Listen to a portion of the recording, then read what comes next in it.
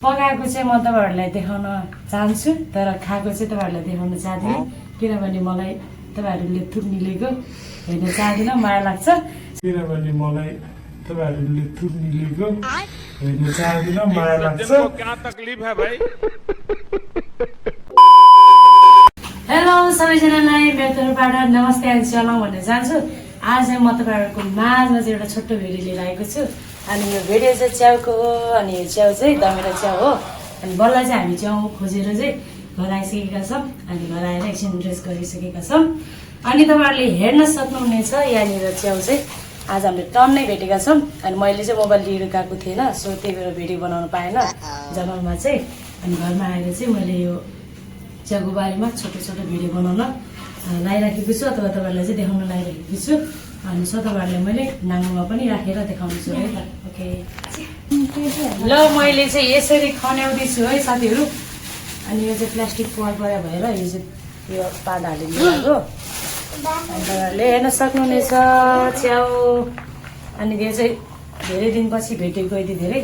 अस्तितिर हामी फोन जाने बेलामा चाहिँ खासै धेरै भेट्थेन अनि अहिले चाहिँ आज चाहिँ धेरै भेट्यो यति धेरै खन्दाखेरि चाहिँ मेरो हालत पनि यस्तो भइराखेको छ साथीहरू मैले चाहिँ के पनि नुहाइधुवाइ के पनि गरिराखेन सो भिडियो बनाएर चाहिँ अब नुहाइधुवाइ गरेर म सरसफाइ भएर सुत्नुपर्ने हुनेछ सो साथीहरू आज मैले तपाईँहरूलाई देखाउन चाहेको चाहिँ यो नै हो अनि यो च्याउ चाहिँ कतिजनालाई मनपर्छ सो कमेन्ट गर्नु होला धनेरो च्याउ एकदम स्पेसल अर्ग्यानिक च्याउ चाहिँ हामीले खानुपर्छ वर्षमा चाहिँ एकचोटि उम्रिन्छ अनि यसलाई चाहिँ खोजी खोजी खानुपर्छ किनभने यो चाहिँ एकदमै भिटामिनयुक्त चिज हो यसलाई चाहिँ खोजेर खानुपर्छ सो साथीहरू आज तपाईँहरूलाई देखाउन चाहेको चिज नै यति नै हो भन्दै अब यहाँबाट बिदा हुन चाहन्छु खाएको चाहिँ तपाईँहरूलाई देखाउँदैन किनभने तपाईँहरूले थुक लिनुहुन्छ पकाएको चाहिँ म तपाईँहरूलाई देखाउन चाहन्छु तर खाएको चाहिँ तपाईँहरूलाई देखाउन चाहदिन किनभने मलाई तपाईँहरूले थुक निलेको हेर्न चाहदिन माया लाग्छ सो साथीहरू अनि अहिलेलाई चाहिँ म यहाँबाट बिदा हुन चाहन्छु सबैजनालाई हेलो साथीहरू म चाहिँ अहिले नुहाइधुवाइ गरेर पुरा कपाल पनि अनि चिल्लो पारेर अलिक सरसफाइ भएर अनि म चाहिँ आइसकेको छु अघि चाहिँ अब जङ्गल जाँदाखेरि एकदमै खनेर चाहिँ म चाहिँ नाजुक अवस्थामा थिएँ अनि पुरै माटो लागिरहेको थियो झिङरिङ्ग भइरहेको थियो नि त म चाहिँ नुहाइधुवाइ गरेर चाहिँ अहिले यसरी सफा भएको छु अनि अब साथीहरू म चाहिँ तपाईँहरूलाई त्यो च्याउ पकाएर देखाउन गइराखेको छु सो तपाईँहरूले हेर्न सक्नुहुनेछ अनि साथीहरू म चाहिँ केलाउनतर्फ लागेँ है त केलाउनलाई सहज होस् भनेर मैले चाहिँ ब्रसको युज गरेको छु तपाईँहरूले पनि यसरी ब्रस युज गर्न सक्नुहुनेछ यसरी ब्रसको सहायताले चाहिँ च्याउभित्र रहेका फोहोरहरूलाई चाहिँ सजिलो तरिकाले फाल्न सकिन्छ त्यसैले चाहिँ मैले प्राय च्याउ केलाउने बेलामा चाहिँ मैले ब्रसको युज गरिराखेको हुन्छु यो ब्रस चाहिँ तपाईँहरूले जुनसुकै पनि युज गर्न सक्नुहुनेछ प्राय ठुला च्याउहरूको लागि मात्रै ब्रसको युज गर्न सकिन्छ तर सानो च्याउको लागि चाहिँ तपाईँहरू आफैले केलाउन सक्नुहुनेछ अनि साथीहरू मैले चाहिँ केलाएर भ्याइसकेको छु अनि यसलाई चाहिँ फेरि मैले 3 पल्ट पखाल्नु पर्ने हुनेछ अनि सो तपाईँहरूले पनि अनि साथीहरू मैले चाहिँ फाइनली पखालेर पनि यता ल्याइसकेको छु अब पकाउनुको लागि रेडी हुँदैछु अनि च्याउमा हाल्नुको लागि चाहिँ मैले गोलभेडाहरू पनि काटेँ किनभने गोलभेडा हाल्यो भने चाहिँ च्याउ एकदमै स्वादिष्ट हुने भएको कारणले चाहिँ अनि च्याउमा चाहिँ तपाईँहरूले प्याज पनि हाल्न सक्नुहुनेछ साथीहरू प्याज हाल्ने अनि खुर्सानीहरू पनि हाल्न सक्नुहुनेछ अनि मैले सबै कुरा चाहिँ काटेर भ्याइसकेको छु अनि मैले साथीहरू ग्यास बालेर पनि कराई बसालेर पनि तेल पनि हालिसकेको छु साथीहरू तेल तातेको कारणले साथीहरू मैले जिरा पनि हालिदिएँ त्यसपछि अघि काटेको प्याज पनि हालिदिएँ अनि त्यसपछि मैले चाहिँ हरियो खुर्सानी नभएर सुकेको खुर्सानी प्रयोग गरेको छु साथीहरू अनि तपाईँहरूले यसरी चलाउनु होला मैले जसरी नै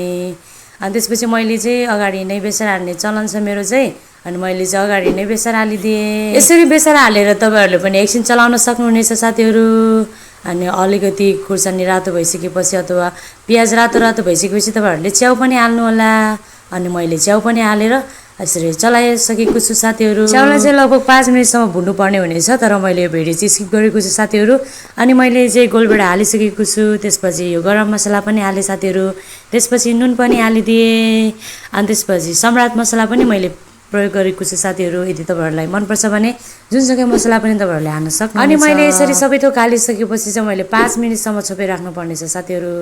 अनि 5 मिनट भइसकेको छ अनि मैले फेरि खुलाएर हेर्दाखेरि त गलिसकेको रहेछ त्यही भएर मैले चाहिँ अझै योलाई चाहिँ गोलभेडा अझै गल्नको लागि चाहिँ फेरि मैले छोपेर राखेको छु है साथीहरू यसरी तपाईँहरूले च्याउ बनाएर खान सक्नुहुनेछ अनि साथीहरू मैले चाहिँ च्याउ पकाएर भ्याइसकेको छु अनि अब चाहिँ म यहाँबाट बिदा हुनुपर्नेछ। सो तपाईँहरूलाई अब नर्काउने नेक्स्ट भिडियोमा भेट्ने आशा गर्दै यहाँबाट बिदा हुन चाहन्छु। र फर्स्ट अफ अल त मेरो युट्युब च्यानललाई, मेरो फेसबुकलाई, नाजुर राणा ब्लगलाई माया गरिदिनु होला भन्न चाहन्छु। तपाईँहरूको सपोर्ट, तपाईँहरूको मायाको कारणले चाहिँ अहिले म अगाडि बढ्न सकिराखेको छु। सो अझै पनि मलाई सहायता र सपोर्ट गरिदिनु होला भन्ने म चाहन्छु। अनि फेरि अर्को नेक्स्ट भिडियोमा तपाईँहरूलाई भेट्नेछु। अहिले चाहिँ पुरै पसिना पसिना भएको चाहिँ पुरै होइन, म चाहिँ खाना बनाएर त च्याउ पकाएर चाहिँ आएको छु। अनि सो त्यही भएर पसिना पसिना भएको छु। अनि मेरो स्वर पनि एकदमै दबिराखेको छ। अनि धेरै दिउँसो चाहिँ म त्यो आउने बित्तिकै नआएको थियो नि त। सो त्यो कारणले चाहिँ अहिले पुरै मेरो स्वर चाहिँ एकदम दबेको छ। सो साथीहरू ठिक छ, अब अर्को नेक्स्ट भिडियोमा फेरि पनि तपाईँहरूको माझमा भेट्ने आशा गर्दै म यहाँबाट बिदा हुन चाहन्छु। सबैजनालाई बाई बाई।